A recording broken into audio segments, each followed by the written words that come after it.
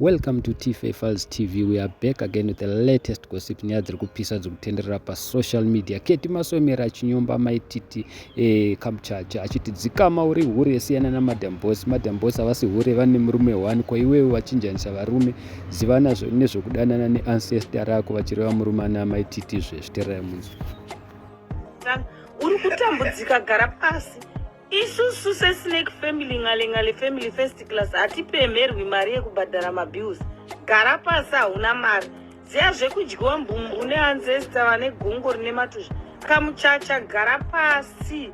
Ziya zvefull blown heads. Taira hana full blown heads. Plus Taira agara akatsvuka nemafuta amaichuchu. Iwe unoitisa mafuta ako iwe Kamuchacha unoita basa rekuzora vanhu maspemusa agribet.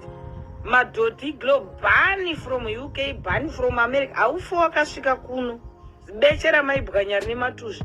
Haufa wakasvika kuno kudiaspora, gara kudema ndokwako kune airport here kude. Anasha wakuna kuda kusira Taira shu. Snake family ngale family waipanomise masters ndida kumira nemi. Mama wedu havangatuki vakaenda kunoona Asha Raymond nechinhu chiri kunhuhwa gwembe. Tukunwa coffee paHeathrow. Hello paHeathrow.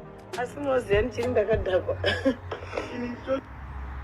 Mushuwa mazvinzwira mega zvekutaurwa naKeti Masomera ari kudedzera kuti ine ndiri kumira naSnake Undergrass Madam Boss, kwete iwewe Kamuchacha ndiwo hure rekupedzisira because varume wachinjanyisa. Madam Boss vane murume one. Saka ndachikumbira mukomende down below mutudza kuti zvinopera mushe here because nyaya yakatangisira panyaya dzemba idzi zvokunzanzi Madam Boss vari kurenda havana imba, ndozvaitaurwa naMaititi naMadam Boss vakazviramba vakati iwewe dzokera kudema kwako uko. Saka ndonyaya iripo. Saka Maititi vanga vachizvitaurawo vachiti ivo vari nani kuna Madam Boss because ivo havahure, vanoshanda. She is working very hard. Thank you so much guys. Don't forget to subscribe to our channel. Out.